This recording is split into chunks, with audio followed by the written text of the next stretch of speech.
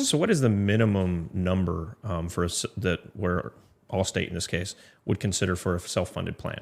What's the minimum number of lives? Traditional self-funded, for it to get sent over to our underwriters that way, 100 lives. If we have claims data, if they were already on a level funded plan before, they're not coming from fully insured, and we have all of the data about how their plan is running, we can look at it for groups that are smaller. But again, most groups in that size range don't really want to go that route unless they have all their claims data from being on a level funded plan and they know that they run really well. But generally, if we're looking at it, it's going to be in the 100+ space. Because we have a fully funded plan for our business, could I call United Healthcare and say, hey, I'd like to see my expense breakout? Is that something I can actually ask for? They are very, very stingy with the data that they'll give. Even to the consumer?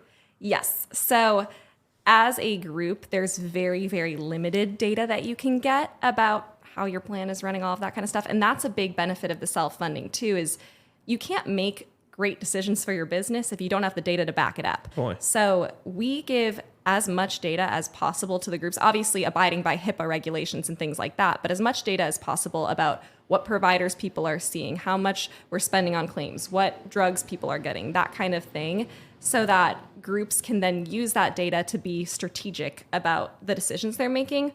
Obviously, we hope that that means staying with us year after year, but we want them to have the information that they can so that they can go out to market and know exactly what's going on in their group to then make a good decision for their business.